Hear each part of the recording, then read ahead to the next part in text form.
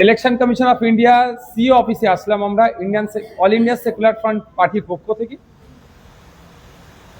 SIR পর্বে logical discrepancy, under adjudication, তারপরে delete, এই নিয়ে অনেক আন্দোলন, মামলা কোর্ট পর্যন্ত গড়িয়েছিল। তারপরে কোর্ট ট্রাইব্যুনালের দিকে ঠেলে দিয়েছিল 27 লক্ষ যে ভোটারের নাম ডিলিট হয়েছে সেগুলো নিষ্পত্তির জন্য। আমরা দেখলাম ভোট হয়ে গেল, বেশ কিছুদিন হয়ে যাওয়ার পরেও এখনো পর্যন্ত কারো মুখে সে ইলেকশন কমিশন অফ ইন্ডিয়া বলুন বা নবগঠিত যে সরকার পশ্চিমবাংলায় আছে সেই সরকারের পক্ষ থেকেও বা প্রধান বিরোধী দল যারা আছেন তাদের পক্ষ থেকেও একটাও রা কাটলো না এসআইআর এর 27 লক্ষ ভোটারের কি হবে। আমরা দায়িত্বশীল বিরোধী, সবসময় গঠনমূলক আলোচনা করতে আমরা পছন্দ করি, তাই আমরা বাড়িতে বসে থাকতে পারি না। তাই আমরা আজকে শিয়ালদা থেকে ধর্মতলা পর্যন্ত একটা মিছিল, তারপরে ডেপুটেশনে আসলাম। নির্বাচন কমিশনের অফিসে এসে আমাদের প্রস্তাব এটাই যে দ্রুততার সাথে এই 27 লক্ষ যে ট্রাইব্যুনালে মামলা ঝুলে আছে সেগুলো নিষ্পত্তি করে সেগুলোর নামগুলো আপলোড করতে হবে এবং যে আতঙ্কের মধ্যে এখন মানুষরা আছে আতঙ্ক মুক্ত করতে হবে, নতুন করে না হ্যারাসমেন্ট করা হয় সে বিষয়টাও লক্ষ্য রাখতে হবে। এসে কথা বলার পরে যে দায়িত্বশীল যিনি ছিলেন তার সাথে কথা বললাম, যে প্রতি উত্তরটা পেলাম যে স্পিড আপের ব্যাপারে কলকাতা হাইকোর্টের চিফ জাস্টিস স্যারের সাথে কথা বলেছেন, রেজিস্ট্রার জেনারেলের সাথে কথা বলেছেন যাতে দ্রুততার সাথে হয়। কিন্তু আমরা একটা প্রস্তাব রাখলাম যে নির্দিষ্ট কোনো একটা টাইম ফিক্সড করে দেওয়া দরকার যে এর মধ্যে নামগুলো নিষ্পত্তি হবে। অন্যথায় যদি টাইম ফিক্স না হয় তাহলে 2027 সালে পৌরসভা নির্বাচন আসছে, কেউ যদি কন্টেস্ট করতে চায় বা ভোট দিতে যায় তাহলে বিধানসভাতে ভোট দিতে পারলো না, পৌরসভাতে ভোট দিতে পারবে না বা কন্টেস্ট করতে পারবে না। তাহলে তার আগেই একটা নির্দিষ্ট টাইম ফিক্স করা দরকার, সে বিষয়টাও জানিয়েছি, বিষয় নিয়ে আলোচনা হয়েছে দীর্ঘ। এই পরিস্থিতি হয়ে আছে বাংলার মানুষের স্বার্থে আমরা যেমন আজকে এসে সিও দপ্তরে ডেপুটেশন দিলাম, আগামী দিনে এই বিষয়টা নিয়ে আইনি লড়াই আর কিভাবে করা যায় সে বিষয়ে আমরা আইনের বিশেষজ্ঞদের সাথে পরামর্শ করব।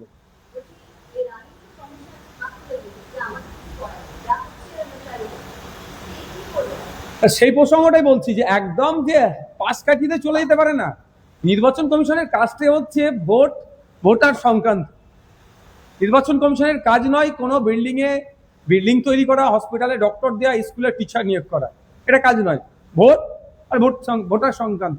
তো স্বাভাবিকভাবে এদের একটা দায়িত্ব নিতে হবে, যতই সাব ম্যাটার হোক, জুডিশিয়াল ম্যাটার হোক দেখছে, কিন্তু এদের স্পিড আপ করানোর জন্য, কারণ এদের ব্যর্থতাই আমরা মনে করছি লজিক্যাল ডিসক্রিপেন্সিতে আসলো।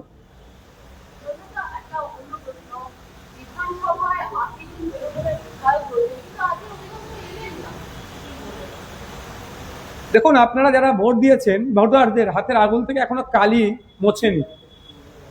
15 দিন হয়নি একটা সরকারের পরিবর্তন হলো, এই দলটা ভেঙে পড়লো। কোনো দল পুলিশ দিয়ে চললেই এই দুরবস্থা হয়।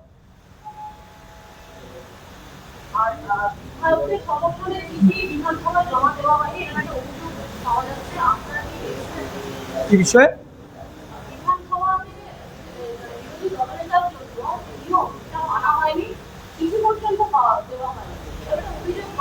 দেখুন, আমরা বাম আইএসএফ এর দুজন বিধায়ক আমরা হয়েছি, মুর্শিদাবাদ থেকে আর ভাঙড় থেকে। আমাদের এই ধরনের কোনো ফাংশনের মধ্যে মনে আসে না।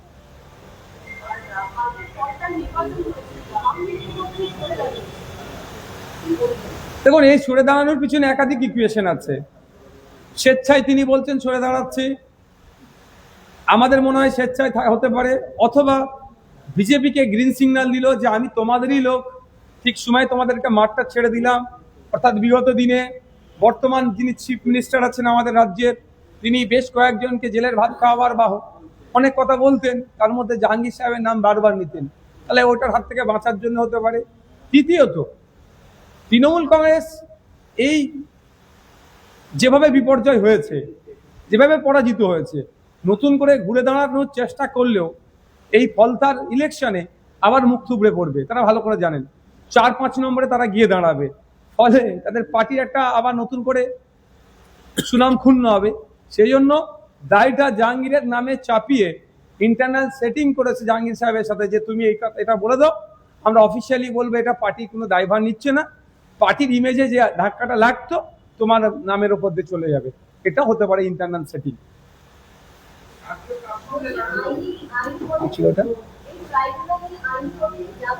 অবশ্যই ট্রাইব্যুনালে স্পিড আপ করানোর জন্য আইনে যারা বিশেষজ্ঞ আছে, আমার তো অলরেডি কলকাতা হাইকোর্ট এবং সুপ্রিম কোর্ট দু জায়গায় আমার মামলা করা আছে, আমাদের যারা আইনজীবী আছে তাদের সাথে কথা বলবো স্পিড আপ করানোর জন্য, অথবা একটা টাইম বেঁধে দেওয়ার জন্য যে এই টাইমের মধ্যে এই 27 লক্ষ ভোটারের কেসকে সমাপ্ত করতে হবে, নিষ্পত্তি করতে হবে। প্রয়োজনে এটা নিয়ে আমরা উচ্চতর আদালতে যাব। হ্যাঁ, আজকে অ্যাডিশনাল সিও স্যারের সাথে দেখা হলো।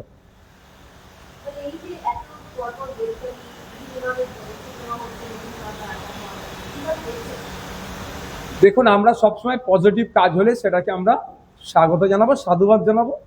যেগুলো অন্যায় কাজ হবে তার বিরুদ্ধে গণতান্ত্রিক পক্ষে আমরা বলবো, আটকাবার চেষ্টা করব।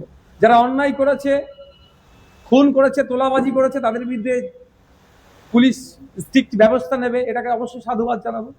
ভাঙড়ে এখনো শুরু হয়নি, ভাঙড়ের ক্ষেত্রে হবে আশা করব, মিনাখার ক্ষেত্রেও হবে।